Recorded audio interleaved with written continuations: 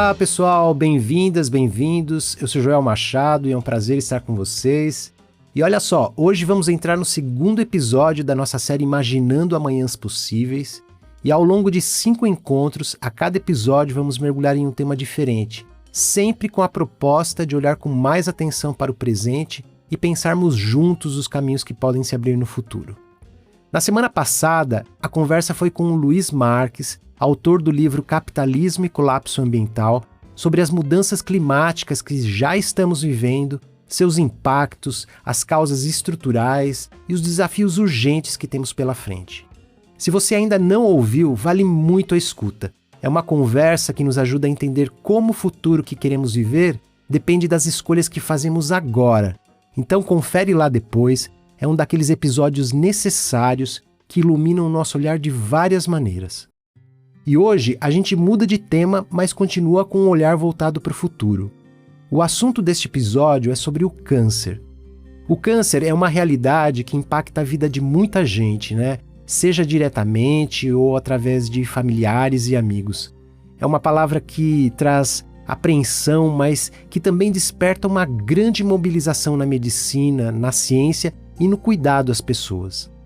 Nos últimos anos, o tratamento do câncer tem passado por transformações importantes, mais precisas, menos invasivas e mais adaptadas às características de cada paciente. Mas o avanço tecnológico não é tudo, né? O jeito de cuidar também está mudando. Cada vez mais fala-se em um cuidado que olha para a pessoa como um todo, com atenção às emoções, às necessidades e às escolhas de quem enfrenta essa jornada. Neste episódio, vamos explorar essas transformações, como a ciência está reinventando o tratamento do câncer e como a saúde pública lida com os desafios de acesso e equidade. E, acima de tudo, como construir um cuidado que seja, ao mesmo tempo, eficiente e humano, mesmo diante dos desafios que essa doença traz. E para essa conversa, a gente recebe hoje o médico e pesquisador em oncologia Renato Santos de Oliveira, da Escola Paulista de Medicina, alguém que tem acompanhado de perto essas mudanças e que traz uma visão sensível e comprometida sobre o presente e o futuro do cuidado em oncologia.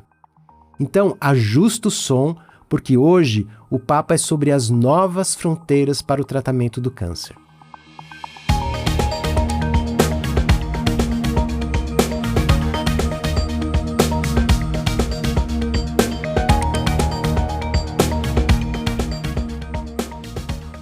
O nosso convidado, pessoal, é graduado e doutorado pela Faculdade de Medicina da USP, com pós-doutorado pela Unifesp, é professor e vice-chefe da disciplina de Cirurgia Plástica da Escola Paulista de Medicina, além de coordenar o programa de pós-graduação em Ciência, Tecnologia e Gestão em Regeneração Tecidual. O Renato também atua como coordenador do setor de melanoma na Unifesp e no Hospital 9 de Julho, além de integrar o corpo clínico do Hospital Israelita Albert Einstein, onde trabalha com foco no tratamento de melanoma cutâneo. Foi o pesquisador responsável por introduzir no Brasil a técnica da biópsia do linfonodo sentinela, um avanço importante no diagnóstico e tratamento do câncer. Com uma carreira marcada pela pesquisa, pela inovação e pelo cuidado com pacientes, ele também é membro de diversas sociedades médicas.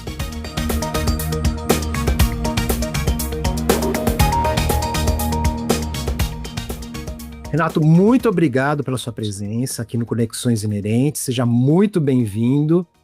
E hoje, nesse episódio, a gente vai tratar de um assunto que, de alguma forma, mexe com muitas pessoas, né? O câncer é uma palavra que muita gente traz à tona um misto de medo, né? De fragilidade, de urgência, e não é à toa, né? Hoje ele é a segunda principal causa de morte no Brasil, e tudo indica que nas próximas décadas esses números vão crescer ainda mais, né? Mas um outro lado dessa história é que também tem muita coisa mudando nesse campo, né? Tem pesquisa, tem tecnologia nova, tem formas diferentes de cuidar e tem, acima de tudo, né, histórias de luta e de muita superação, né? Então a ideia desse bate-papo com você hoje, Renato, é entender melhor esse cenário que está acontecendo, que está por vir, e como fazer com que os avanços cheguem a mais pessoas, né, de forma mais justa e humana. Então, para começar, Renato, eu queria te perguntar o seguinte: nos últimos anos, a gente tem visto, né, um crescimento importante aí de casos de câncer no Brasil, né? Quais são hoje os tipos mais comuns no país e quais são os fatores que ajudam a explicar esse aumento, né? E se você puder falar também um pouquinho em relação às previsões para as próximas décadas. Bom, Joel, primeiramente, obrigado pelo convite. É um orgulho para mim poder participar do seu projeto de conexões inerentes, tá bom? O câncer realmente, como você colocou, ele tem uma perspectiva, inclusive assim, já há uma previsão de que em 2030 ele já seja a primeira causa de morte. Ele supere as doenças cardiovasculares, viu? O principal dado que a gente tem ele através do INCA, Instituto Nacional de Câncer, porque nós não temos um outro órgão oficial para registro. A gente sabe que as previsões deles, de tanto de incidência como de mortalidade, são subestimadas, mas é o que nós temos. Então, para você ter uma ideia, se prevê nesse próximo triênio aí de 2023 agora 25, se previa aí mais ou menos 700 mil casos novos por ano. Então, uma perspectiva aí de chegar em 3 anos a 2 milhões de novos casos diagnosticados. E a incidência deles é um pouco variável se se trata do homem ou de mulher, mas assim, no geral, né, o pele, não melanoma, é o mais frequente. Na mulher, a mama é o mais frequente, e no homem, a próstata, e o de intestino e o colo retal, nos dois, está ocupando o terceiro lugar de incidência, tá? Na mortalidade, foge um pouquinho, porque a próstata e o pulmão ganham nos dois sexos, na próstata no homem, mama na mulher, e pulmão ganha nos dois, né? Mas varia um pouco de acordo com a região, de acordo com o estado, tá certo? Isso é uma análise, assim, global, né, do Brasil aí que o INCA faz. Bom, Renato, diante desse cenário, né, que você passou agora aqui para a gente, né, de crescimento nos casos e da diversidade de tipos de câncer que afetam a população, eu acho que vale a pena a gente dar um passo atrás e entender melhor o que exatamente é o câncer. Você poderia dar uma visão, geral, assim, da biologia do câncer? Como que ele surge? Bom, normalmente, desde que da concepção, nós temos o processo de multiplicação celular.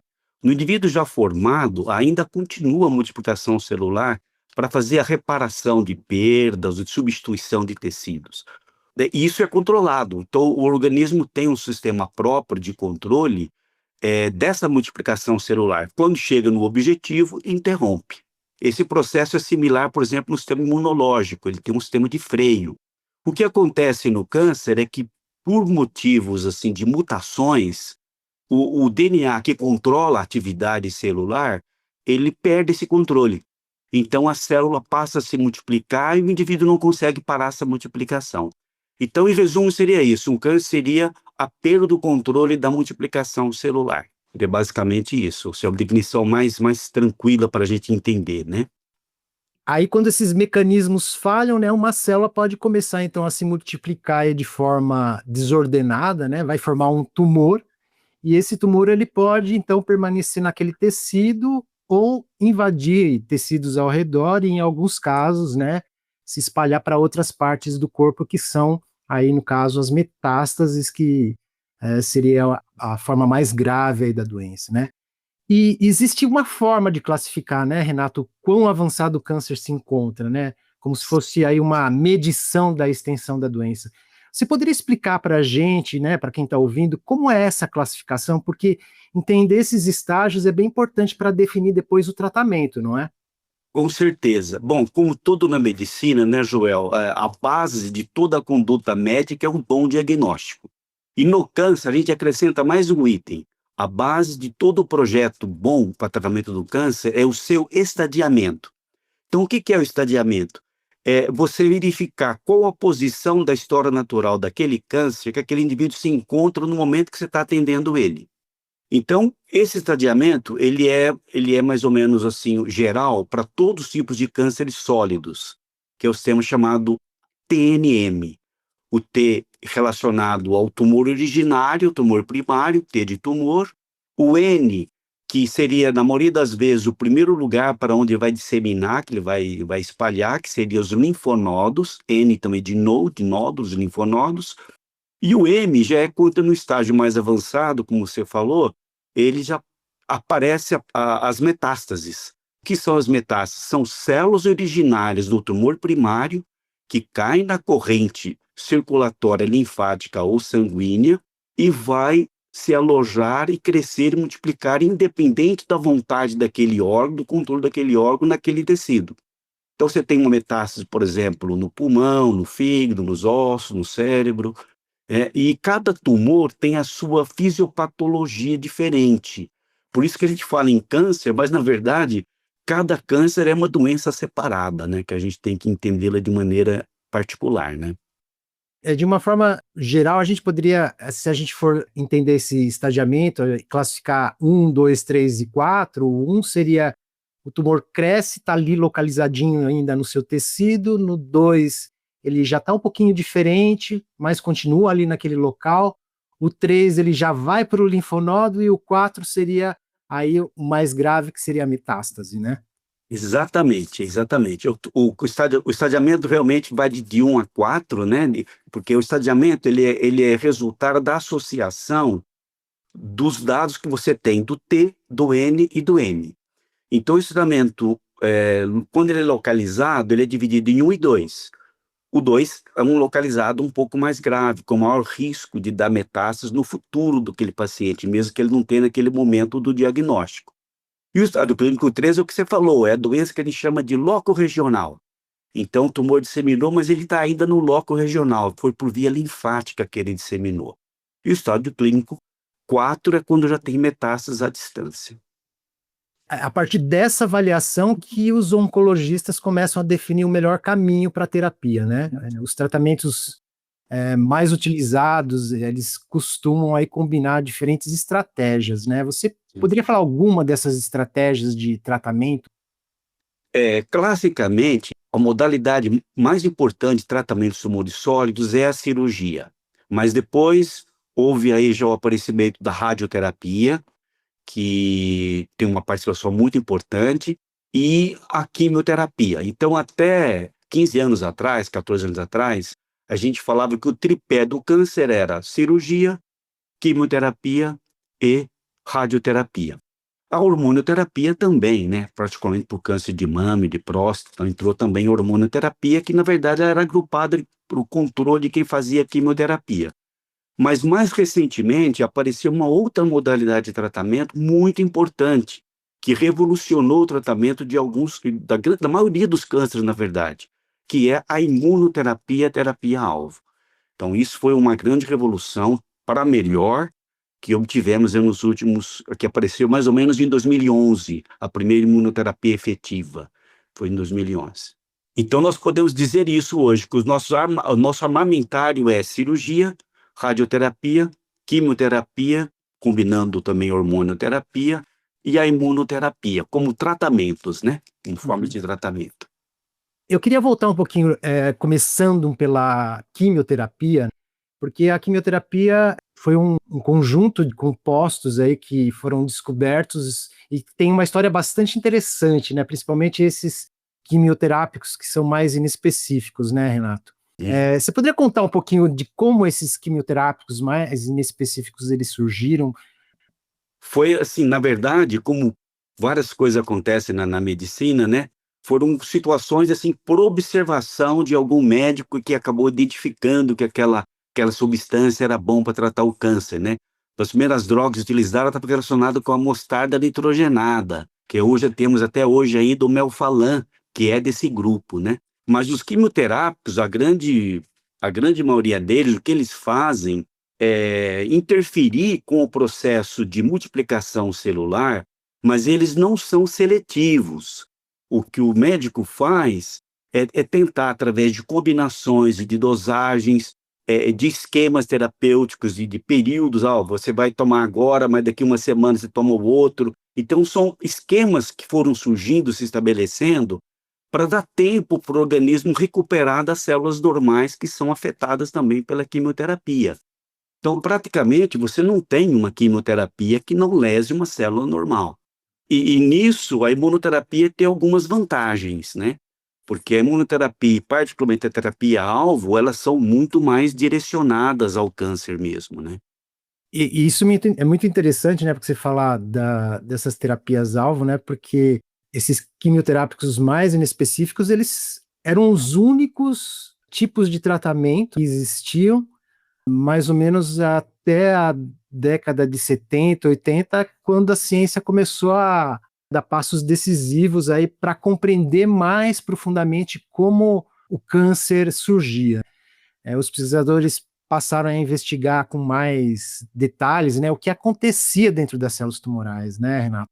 Não só observando como o tumor crescia, mas buscando entender quais eram esses circuitos moleculares que estavam desregulados, que a célula passava, então, a se multiplicar sem controle. Então, foi nesse contexto aí que o campo da biologia molecular e da genética do câncer começou a surgir, né? E os cientistas descobriram aí que certos genes, quando estão mutados ou hiperativados, podiam transformar essa célula normal numa célula maligna, né? E aí, nesse conjunto de conhecimentos, é que começou a surgir essa questão da terapia-alvo. Você poderia explicar um pouquinho melhor para a gente como exatamente funcionam essas terapias-alvo? Porque elas representam uma mudança importante aí na forma de tratar o câncer, né? A maneira de ação da imunoterapia e terapia-alvo são muito diferentes. A terapia-alvo, como você falou, uma proteína que aquele câncer expressa na maioria das suas células. Infelizmente, não é a totalidade, por isso que acaba escapando, por isso que acaba desenvolvendo resistência aos tratamentos, né? Inclusive, nós temos ainda, infelizmente, a grande maioria dos pacientes tem resistência tanto à imunoterapia quanto à terapia-alvo. Melhoraram muito o cenário, mas ainda tem muito a evoluir.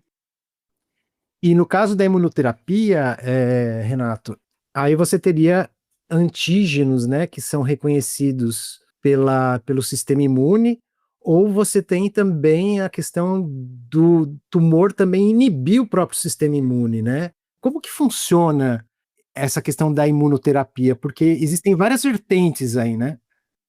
O sistema imune faz muito tempo, né, faz muitos anos que o sistema imune ele é considerado o ponto-chave para controle, para o desencadeamento, aparecimento do câncer. Porque o sistema imune ele tem uma autorregulação. Então, por exemplo, quando você tem um processo inflamatório, ele é desencadeado, mas depois ele tem um sistema de frenagem, ele para e o sistema imune volta ao normal. Quando desregula isso, você tem as chamadas doenças imunológicas, não é? Então, o que acontece no câncer, o que aconteceu foi exatamente isso que você falou. A célula cancerosa, ela vai adquirindo capacidades cada vez mais de sobrevivência diante do sistema imunológico.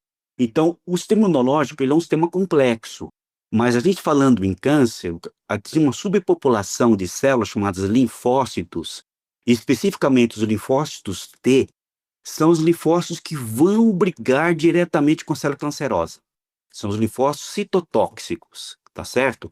Então, o que acontece? Esse linfócito, ele, reconhecendo o antígeno que está presente na célula cancerosa, ele vai fazer uma conexão com essa célula, aí ele vai destruir essa célula cancerosa, porque ele tem capacidade de perfurar a membrana da célula cancerosa e injetar dentro do citoplasma da célula enzimas que vão destruir o ornamentário de sobrevivência da célula cancerosa. Mas aí o que a mutação vai proporcionar à célula cancerosa? Uma briga vai de um lado e para o outro, é uma luta. Então a célula cancerosa faz o quê? Ela produz um antígeno que vai ligar em receptor do linfócito, que é de freagem.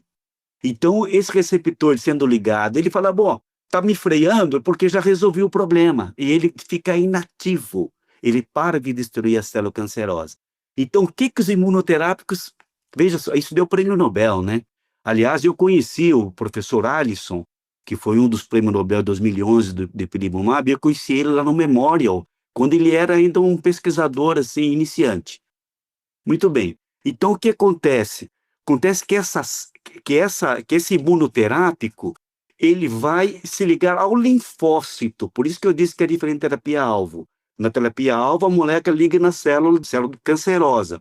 Na imunoterapia, o medicamento, ele vai atuar no linfócito, então ele vai preencher aquele receptor do linfócito que a célula cancerosa iria inibir, então ele preenchendo, a célula cancerosa não consegue inibir mais. Então, não inibindo o linfócito, ele fica ativo. Então, ele fica, olha, isso aqui eu tenho que brigar. Então, ele reconhece a célula cancerosa como inimigo e destrói. Então, esse é o mecanismo principal do uso de imunoterápico. Se a gente chama, quando a gente fala com os alunos dando aula, que a imunoterapia ela tem uma ação indireta. Ela não age diretamente na célula cancerosa, mas ela empodera, ela dá capacidade do sistema imune, os linfócitos T, de destruir a célula cancerosa. Olha, é uma constante briga, viu? Por isso que a gente fala assim, por exemplo, agora, nessa semana a gente teve a notícia da morte da cantora, né, da Gil, e a gente fala, puxa vida, ela lutou depois de uma luta muito intensa contra o câncer. E, na verdade, é mesmo uma luta, né? Só que essa luta ocorre dentro do nosso organismo, entre o sistema imunológico e as células cancerosas. O que a gente faz é ajudar o sistema imunológico a se defender, a destruir a célula cancerosa. Agora, no tumor, dependendo do tipo de tumor, você tem infiltrados dessas células T, né? E tem alguns que tem bem pouco. Sim. Esse é um outro problema, né? Então vai depender muito do tipo de tumor para que a imunoterapia funcione de uma forma que vá ajudar de fato a combater a célula tumoral, né? Sem dúvida, você tocou num ponto importante, né? O que a gente chama de status de infiltração do sistema imune no tumor, no microambiente tumoral, é muito importante para a gente ter sucesso nessa resposta, com certeza. E quais são os tumores que são mais responsivos a esse tipo de imunoterapia? Bom, o melanoma foi o primeiro, né? Foi o primeiro que deu aí todo o início da era da imunoterapia. Depois veio o câncer de pulmão. E hoje já se consegue, para a grande maioria dos tumores sólidos, sempre ter alguma molécula que vai ajudar o sistema imunológico. Uma das tendências ainda, que vai vir agora acima, vamos dizer, no estágio mais avançado da imunoterapia, é um tratamento que você tocou nele aí. O que é feito? É retirado linfócitos do célula do tumor, isola isso no laboratório, multiplica esses linfócitos que reconhecem o tumor e eles são reinjetados no paciente. Isso é chamado de TILS, que é um tratamento com linfócito infiltrante de tumor. Então, assim, para você ter uma ideia, no melanoma, quando você já fez tudo e não consegue mais ter nenhum tratamento efetivo, esse tratamento hoje, que não está disponível no Brasil ainda, eu aproveito a oportunidade para dizer que nós temos um projeto em andamento entre a Unifesp e o Einstein com essa tecnologia, e provavelmente nós vamos ser os primeiros na América Latina a ter essa ação clínica. Nós tivemos a aprovação inicial pelo Pronon, na parte de cultura de células in vitro, e agora conseguimos um grant de quase 5 milhões de CNPq para fazer a parte em animais. Então, nós temos essa colaboração entre a Unifesp e o Instituto de Ensino e Pesquisa do Einstein para desenvolver essa tecnologia. Então, nesses centros onde tem essa tecnologia, você consegue recuperar ainda cerca de 30% a 40% desses pacientes que não teriam mais resposta ao tratamento convencional. Então, é um tratamento que vai ajudar muito ainda no melanoma e outros tumores sólidos. E isso seria mais específico que o CAR T-cell? Não é mais específico, não é mais específico, mas ele é mais simples, ele é mais fácil, porque o CAR T-cell você precisa de bioengenharia, você precisa de engenharia genética para você desenvolver, enquanto que esse não. Esse você precisa ter, lógico, tem que ter uma sala limpa, a gente chama de uma sala GMP, né, que tem condições de boas práticas médicas, tem poucas no Brasil, mas você consegue a partir da célula do paciente e com esses elementos que já existem no mercado, você consegue desenvolver o tratamento que, na verdade, ele é personalizado, né? É feito com a célula do paciente e só serve para tratar aquele paciente. Essa é uma limitação dessa técnica, né? No caso do tratamento com células CAR-T, né? Poderia falar um pouquinho, porque é uma terapia que ficou meio em evidência aí na mídia, né? Mas ela funciona basicamente hoje em dia com tumores hematológicos. Mas sim, Existe previsão para tratamento em tumores sólidos, por exemplo, desse mecanismo das células CAR-T? sim, sim. Existem muitos projetos já, particularmente nos Estados Unidos, na Europa, Israel, de desenvolver CAR-T para tumores sólidos. Nós também temos a intenção de começar esse projeto dentro dos próximos anos. Mas assim, na verdade, a Anvisa, né, que é nosso órgão regulatório, ela já registrou produtos, né, CAR-T, só que de farmacêuticas internacionais, que estão disponíveis no Brasil. Tem 2 produtos principais, só que são utilizados, infelizmente, só na medicina privada, né. Mas nós temos sim grandes pesquisas que já começaram lá em Ribeirão Preto, com aquele primeiro paciente, né, de linfoma que teve o sucesso, e hoje, no Brasil, parece que já tem cerca de 20 pacientes que receberam esse tratamento com porcentagem alta de remissão, acima de 70, 80% de taxa de remissão, tá? Mas o CAR-T atualmente só funciona bem mesmo para as neoplasias hematológicas, né? Particularmente os tipos de leucemias e de linfomas, né? E porque ele é uma tecnologia mais difícil de ser desenvolvida, por isso que ainda nós estamos caminhando, né? Mas existe um investimento público importante nessa área, viu, Joel? Em 2024, eu tive essa informação que o Ministério da Saúde anunciou um financiamento grande, cerca de 200 e poucos milhões de investimentos em instituições, assim, na USP, no Butantan, no INCA, na Fiocruz, para desenvolver o CAR-T nacional. Então, só para a gente esclarecer um pouquinho aí para quem está ouvindo, porque é uma tecnologia um pouquinho complicada, né? Porque você tem que coletar as células T do paciente, você retira essas células T do paciente, então isola essas células, e depois você faz uma reprogramação genética nessas células, né? Então, no laboratório, essas células T são geneticamente modificadas para produzir, né, receptores artificiais, né, que a gente chama de quiméricos, e esses receptores, então, permitem que a célula T reconheça e ataque a célula tumoral que apresenta um determinado antígeno que esses receptores vão reconhecer, né? Aí essas células T são cultivadas, multiplicadas e depois voltam para o paciente, né? Então, essas células T, vamos dizer assim, elas estão turbinadas para reconhecer e atacar somente as células cancerosas que expressam aquele antígeno, né? Perfeito. Olha, é complicado a realização do processo, mas o entendimento não é tão difícil, Joel. Lembra que eu falei do TILS? Então, o TILS que a gente pegou, ele pegou um linfócito, uma população de linfócitos que estavam lá junto com o melanoma e, de certa forma, conhecem alguns antídotos do melanoma. Então, o grande segredo no TILS é pegar a superpopulação de linfócito que conhece e que destrói melanoma e expandi-la. O que o CAR-T-cell faz?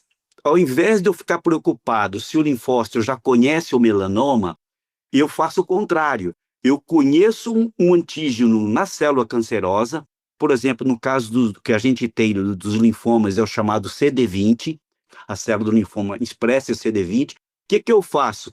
Eu faço com que esse meu linfócito, eu bioengenhario o DNA dele para ele expressar receptor para o CD20. Mesmo que ele não conhecesse o câncer, ele vai passar a conhecer, porque ele vai expressar na sua superfície aquele receptor. Então, ele vai conectar, e a partir dessa conexão, aí o processo é muito simples, a partir dessa conexão, ele vai conseguir destruir a célula maligna, tá? Então, na verdade, assim, o CAR-T é um passo à frente desse TILS básico, porque no CAR-T, eu dou capacidade para o linfócito de expressar o antígeno que vai ser útil na conexão com a célula maligna. E agora, Renato, são técnicas bastante avançadas e com alto custo, né? Com certeza. Mesmo essa TILS também provavelmente tem um custo enorme para ser utilizada aí clinicamente, né? Uhum. Qual que é uma previsão para essas tecnologias mais avançadas aí num futuro próximo serem mais acessíveis, né, para o grande público? Na verdade, né, Joel, tudo depende realmente de financiamento de pesquisa. A gente comentou esse grande financiamento que o Ministério da Saúde anunciou aí, mas o avanço da pesquisa, ele é lento, na verdade, né? Porque você sabe, depois que tudo está pronto, você ainda precisa provar que ele é melhor do que o padrão e em condições, assim, de ensaios clínicos randomizados. Então, é um processo lento. Mas eu sei que esse investimento, por exemplo, que fizeram com a Fiocruz, O objetivo da Fiocruz, objetivo inclusive publicado da Fiocruz em relação a esse projeto, é eles conseguirem fazer um CAR-T nacional com 10% do valor desse internacional, que hoje é um absurdo. Então, imagina que esse investimento na Fiocruz, ou no Butantan, na USP, no INCA, no Einstein, o Einstein está desenvolvendo essas pesquisas também, vai estar junto. Imagine que a gente acha que é muito investimento, mas você imagina você conseguir fazer um tratamento de 5 milhões, você fazer por 500 mil reais, quer dizer, o ganho é muito grande, né? Isso vai quanto mais vai se usando aquela tecnologia, mais se conhece e consegue baratear mais. E aí você consegue ter condições de mais pacientes serem atendidos, o que é a grande dificuldade nossa, levar esses tratamentos novos a toda a população, né? Agora, por um lado, essas inovações têm tornado também os tratamentos aí de uma forma mais personalizada, mas por outro, a gente sabe que identificar o câncer, né, no início faz toda a diferença no prognóstico, né, e continua sendo um grande desafio. Quais são os avanços aí que estão acontecendo no campo de diagnóstico? Muito. No campo a gente começou a conversa nisso daí, né? Ser um diagnóstico bem feito, não há como fazer um projeto bom de tratamento para aquele paciente. Pois a inteligência artificial hoje, Joel, tem um potencial enorme de contribuição. Se for por um caminho que a gente quer que seja, vai ser uma grande revolução para poder estender os tratamentos, particularmente de diagnóstico, a uma grande quantidade de pessoas, a população, a um maior número de pessoas da comunidade. Por quê? Porque a inteligência artificial ela consegue trabalhar com milhares de dados que nós não fazemos essas análises, tá certo? Então, particularmente hoje, a maior expressão de artificial na medicina é naquelas modalidades onde tem imagens.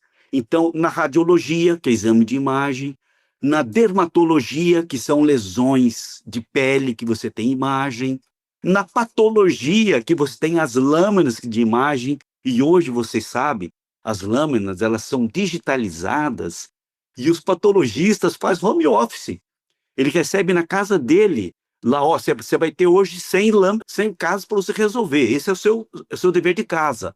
E ele, tudo pelo computador, acessa as lâminas digitais e lá ele vai dar. A gente sabe hoje, por exemplo, já existem trabalhos que demonstraram que a inteligência artificial tem um potencial diagnóstico melhor do que médicos em muitas coisas, como, por exemplo, o diagnóstico de câncer de mama. Já foi mostrado isso daí, que a partir de mamografias, esses algoritmos conseguem identificar mais câncer de mama do que os especialistas. Então, assim, o ganho que a inteligência artificial vai trazer é enorme. É enorme, em termos assim, de escalabilidade, né? E isso aí pode ter uma vantagem para chegar de forma mais barata para a população, né, em geral. Com certeza. Você imagina que se um sistema público avançar e ter nas mãos dele uma capacidade de leitura de imagem de mamografia, que é um exame básico, que é feito nas mulheres, né? Umas com maior risco antes, outras acima de 45, 50 anos, todas precisam fazer anualmente. Então você imagina que todas essas imagens coletadas digitalmente passem por uma máquina que fala, olha, vou selecionar para vocês os casos que precisam de atenção médica.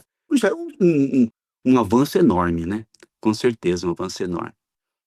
Agora, ainda nessa questão do diagnóstico, a gente tem um outro que tem uma possibilidade que a gente está caminhando ainda na questão da biópsia líquida, né? Você poderia explicar um pouquinho para o grande público, porque isso é uma coisa que eu acho que nem todo mundo conhece, mas que é muito interessante, que pode ter uma possibilidade de diagnóstico rápido para detectar o câncer, pelo menos no início, bastante interessante, não é, Renato? Com certeza. A gente está um pouco ainda longe da prática clínica real, mas isso é um futuro também, assim, muito promissor, né? Porque é trabalhar com os chamados biomarcadores, né? Então, você tem que, assim, a gente falou, né, que o problema do câncer, o que que é? É o seu genoma que está errado, está alterado. Ele está trabalhando de uma maneira que a gente não queria. Então, ele vai trabalhando errado, ele vai jogar moléculas para fora da célula que vão acabar caindo no sangue. E essas moléculas, elas são expressas por causa da atividade daquele câncer. A presença delas fala, olha, esse indivíduo deve ter um câncer. Ou a presença dela no início de um tratamento estava alta e depois do tratamento ela baixou. Opa, esse indivíduo está respondendo. Ou o cara teve remissão completa, ele faz acompanhamento. Daqui 5 anos aquela molécula aumentou através de uma análise no sangue da biópsia líquida. O nome líquido é porque é no sangue, né? E você fala, não, a doença está voltando. Então, o que você falou, o potencial desses biomarcadores através de análises, né, moleculares é imenso, né? Então, os diagnósticos se tornam mais específicos e mais fáceis. Você imagina você fazer um diagnóstico, uma coleta de 1 ml de sangue, que você vai lá e coleta em 2 minutos, em baixo custo, e de você ficar lá numa máquina 1 hora, 2 horas fazendo os exames, né? É um recurso que vai entrar com certeza no cenário clínico logo, né? Para alguns tumores primeiro, como sempre, né? Depois para outros e assim por diante.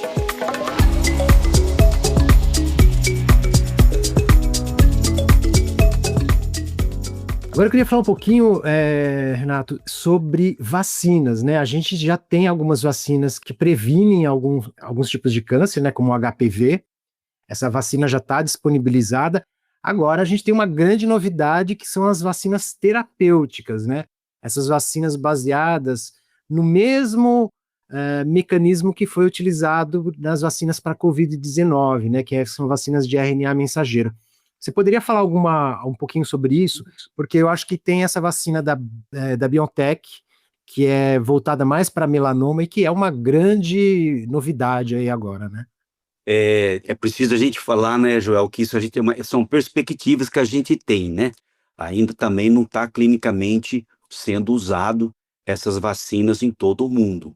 Mas o que você falou é muito verdade. Uma coisa é a vacina para prevenir agentes microbiológicos que têm um potencial de desenvolver o câncer.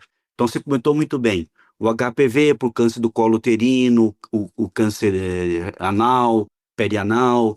Você comentou a vacina para hepatite B, que previne alguns tipos de câncer no fígado.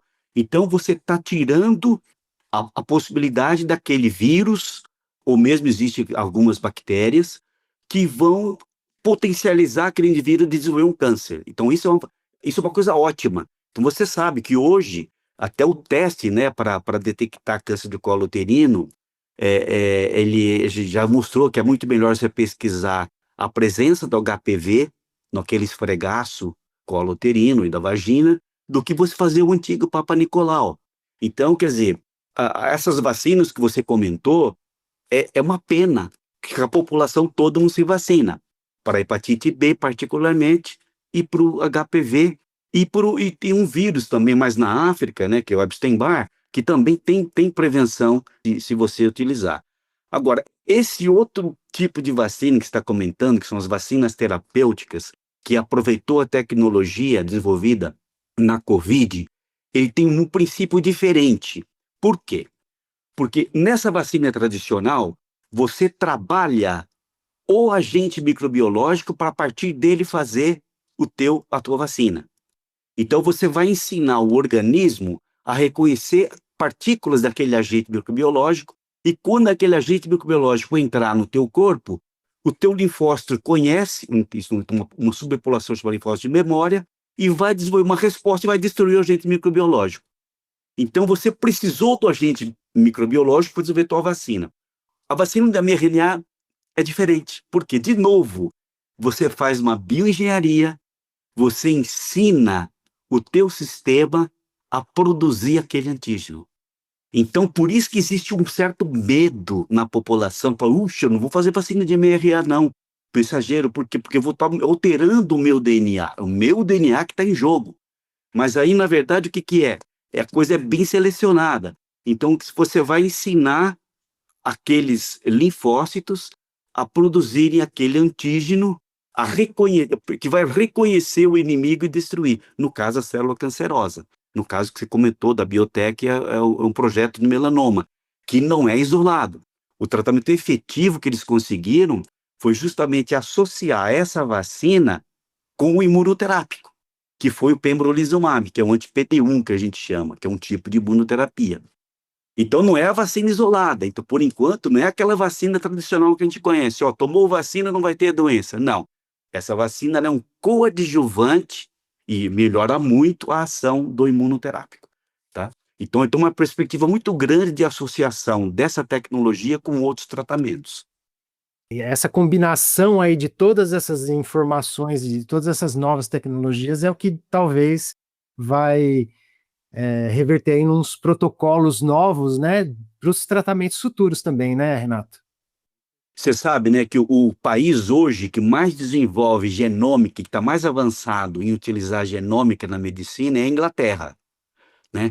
E provavelmente vai ser o primeiro país também a aproveitar das vantagens da inteligência artificial, porque eles têm um projeto lá nacional forte de inteligência artificial com medicina, né? Tem muitas coisas interessantes aí para a gente vislumbrar aí no futuro, né? Com certeza.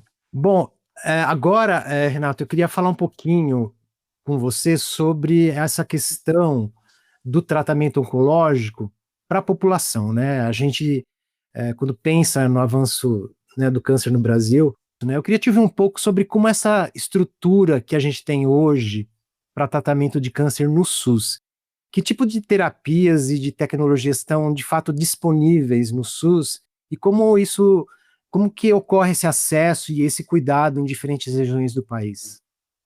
É muito interessante. Na verdade, o que a gente tem, se a gente praticasse o que nós temos no sistema SUS e nas políticas de saúde, a gente estaria num mundo maravilhoso.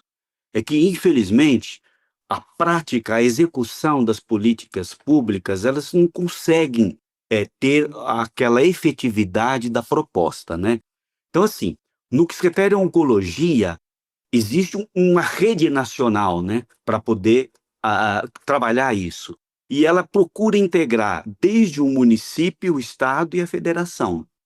Então, você tem lá uma rede onde começa na atenção primária e depois dessa atenção primária você tem estruturas que são especializadas, que são mais especializadas, mais complexas, e depois você tem as terciárias, que são as mais resolutivas para casos ainda mais complexos. Então, a integração do município com o estado e com a federação é que vai tornar esse sistema mais efetivo. Mas, infelizmente, essa integração ainda está longe de ser realizada. Então, nós temos ações regionalizadas diferentes. Então, por exemplo, a gente sabe que no nosso estado, por exemplo, Barretos, né, o Hospital do Amor, eles têm uma política de atenção primária e de prevenção já muito mais avançada do que o estado inteiro, entendeu?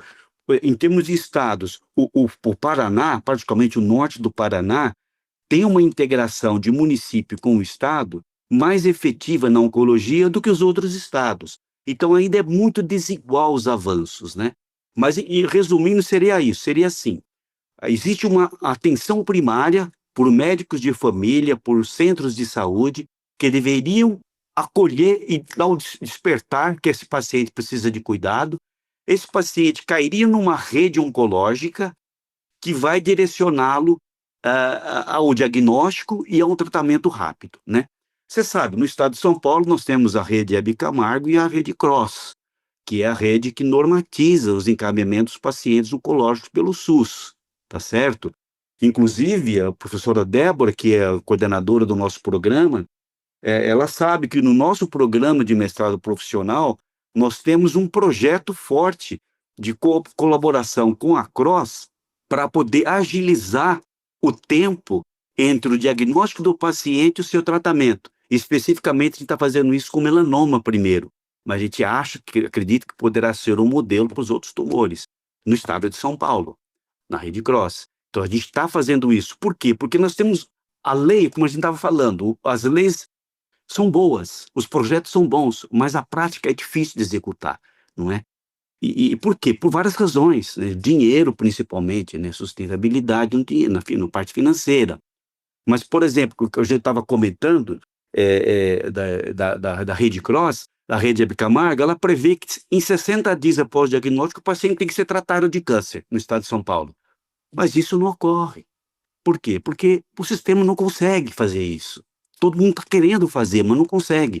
Então precisa de melhorar essa saúde digital, tá? E o nosso projeto é dentro de saúde digital, para poder agilizar esse processo.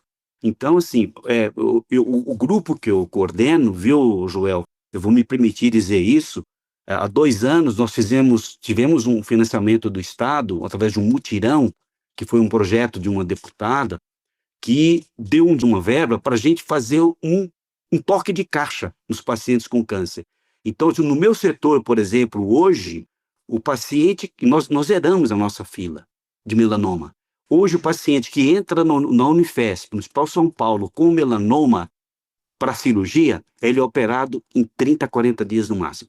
A gente agenda ele entre 30 a 40 dias e executa o tratamento cirúrgico dele. Então, no melanoma, nós estamos conseguindo fazer isso no Hospital São Paulo. Então, isso precisa ser feito, e como eu te falei, isso acaba sendo uma coisa meio regionalizada, né?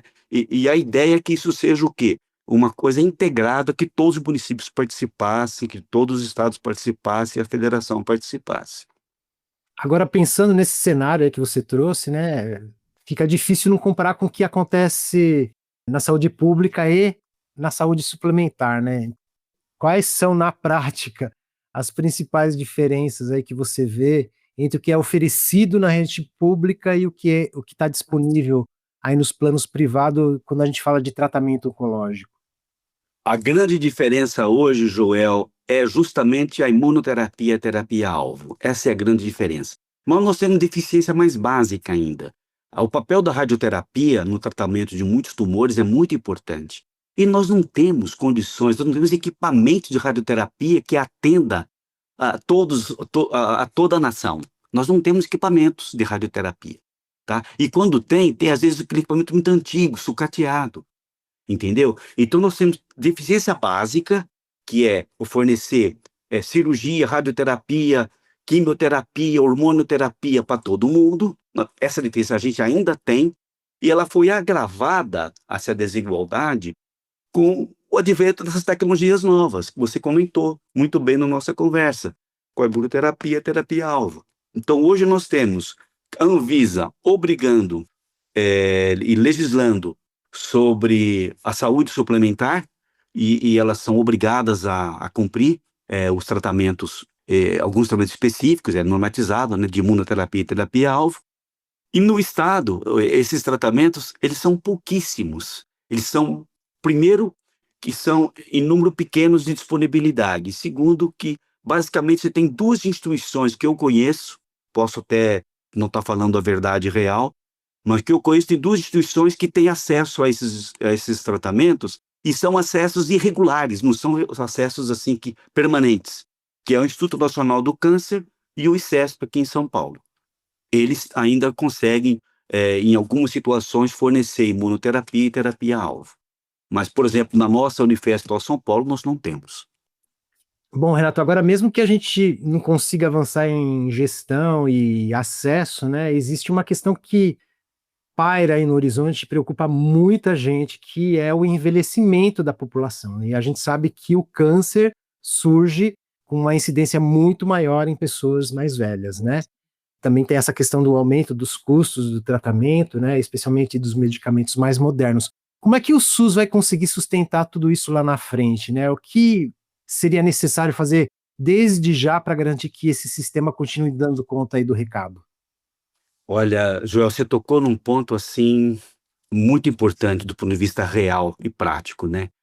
Porque com o avanço dessas tecnologias, são tecnologias caras, né? Cada vez mais, na verdade, está se distanciando a equidade, né?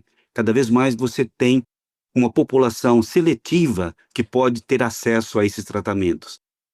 Você sabe que no SUS nós temos um outro problema importante, particularmente na oncologia, que o que eu enxergo, que é a chamada judicialização. E até na judicialização você não tem equidade. Por quê? Porque quem judicializa? O cara que conhece mais, quem tem poder de advogado, quem tem mais cultura, quem sabe que existe essa possibilidade. Então, até na judicialização você tem a iniquidade, não é? Agora, o que você tocou um ponto é muito importante. O envelhecimento. Com a maior perspectiva de envelhecimento, o câncer vai, por isso que vai ser cada vez mais importante o câncer. Porque o câncer, a gente sabe que o câncer, como ele aparece numa sequência de mutações, então quanto mais velho ele estiver, mais chance ele vai ter de desenvolver um câncer. Então, o envelhecimento aumenta a incidência de câncer, com certeza.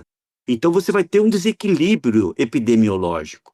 E a atenção, que a gente comentou, da atenção primária e depois a de média complexidade da complexidade, e vai ter que se reajeitar. Então, às vezes, é o que eu te falei, às vezes tem o advento de uma inteligência artificial, advento de uma biópsia líquida que você comentou, isso poderá trazer um pouco mais de equilíbrio nesse sistema, né? Então, vai ter que haver esse avanço, porque a população necessitada vai aumentar e os recursos vai ter que surgir de alguma forma, ou através de diminuição de custos de assistência, de melhoria de gestão, né, que é uma coisa importante. A gestão pública aí é fundamental. A gente sabe que um sistema bem gerido, ele economiza muito. É uma questão de política pública, né, que é difícil, é complexa. Eu acho que não há uma solução assim milagrosa, não. Vai ter que ser um trabalho em conjunto de pessoas interessadas, políticas interessadas, muita gente interessada para poder ter uma política nacional de controle de câncer efetiva, né? E em relação à prevenção, tem políticas voltadas para a prevenção, que é uma forma importante também da gente controlar esse aumento que está sendo previsto para o futuro, né? O problema da prevenção é assim, primeiro, que não é certo que todas as prevenções têm custo-benefício efetivo. Isso é uma coisa importante. Mas alguns cânceres, a gente sabe sim que fazendo a prevenção vai ter um custo efetivo populacional importante. Só que prevenção, por incrível que pareça, custa alto também. Então, é aquilo que nós falamos, a atenção primária que está lá é que deveria cuidar da prevenção. É lá no município, começa no município, né? Com a sua população. Ele tem o limite dos seus habitantes ali no município, ele sabe o recurso que ele precisa ter. Mas a gente sabe que é difícil esse movimento para ter. Eu estava dando exemplo aqui no estado de São Paulo de Barretos, né?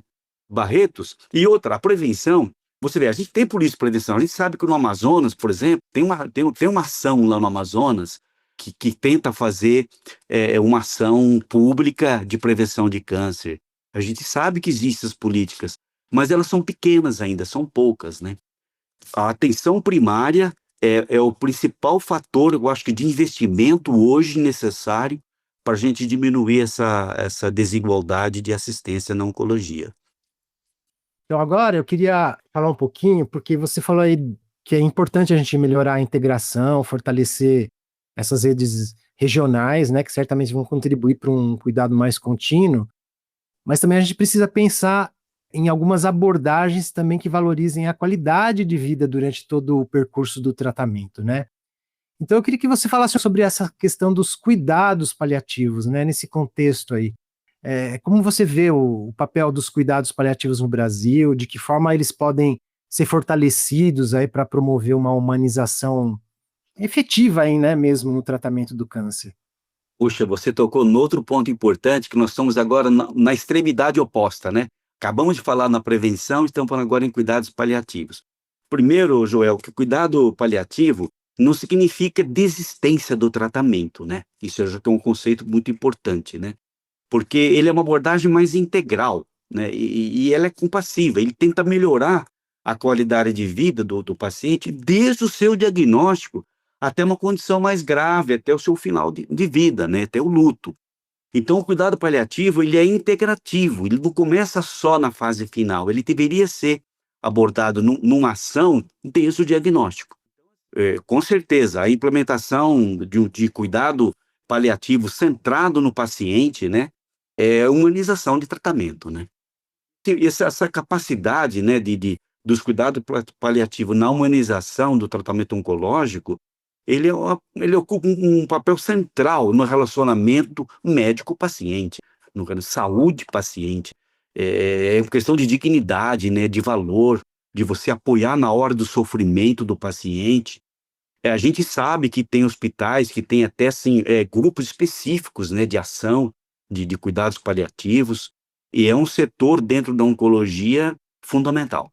E se agrega muito, né, se agrega no paliativo uma ação integral do paciente. Não é só a sua doença, são aspectos psicológicos, aspectos espirituais, né, aspectos sociais, da relação dele com a família, como é que está sendo.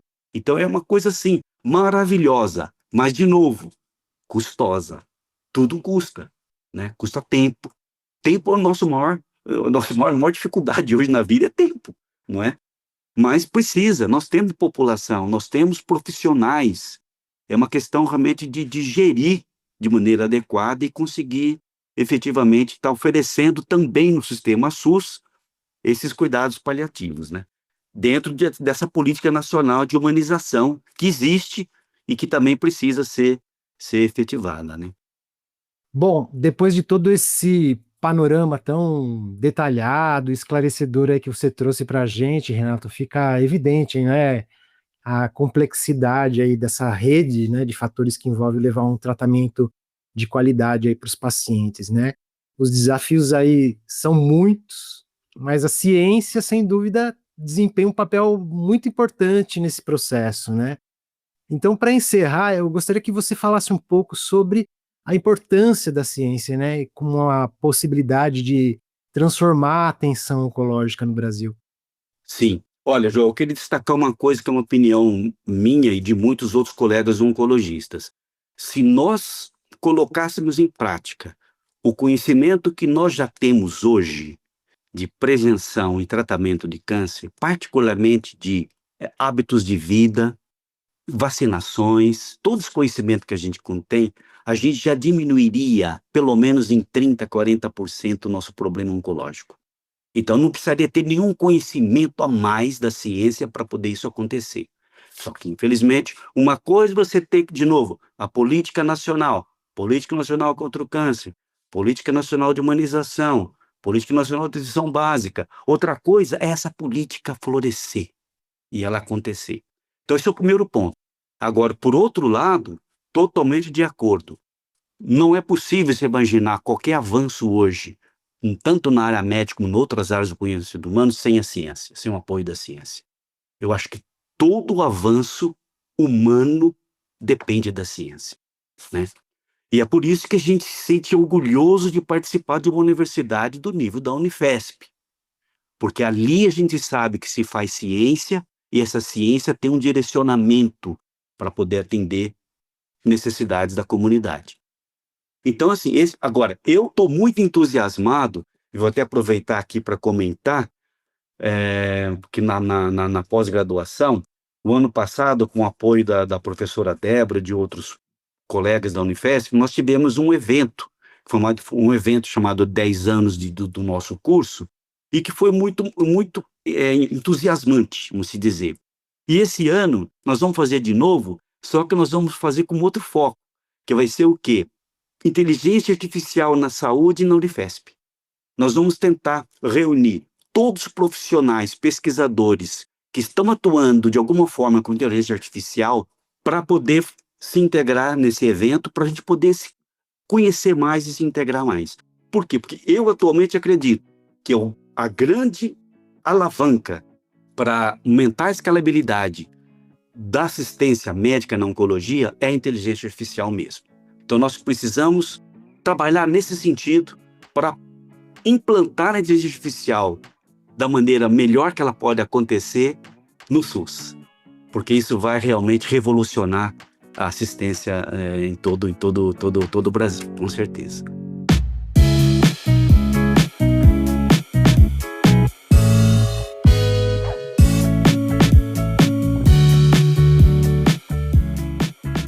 E assim a gente encerra mais um episódio. Muito obrigado, Renato, por dividir com a gente não só o seu conhecimento, mas também a sensibilidade e o compromisso com um tema tão importante. Foi uma conversa que certamente deixa muita coisa para a gente pensar. E a você que nos acompanhou até aqui, nosso muito obrigado também. E se essa conversa te fez pensar, se te tocou de alguma forma, aproveita para compartilhar com outras pessoas. Isso ajuda muito que esse conteúdo chegue a mais pessoas e o podcast siga crescendo. E claro, conta pra gente o que você achou. Estamos nas redes, nos aplicativos de áudio e sempre abertos aos comentários e ideias. E olha só, na semana que vem a nossa escuta se volta para o futuro das cidades. Vamos conversar com o urbanista Anderson Cazzu sobre os caminhos possíveis para pensar cidades mais justas, sustentáveis e acolhedoras para todos. Então já anota aí.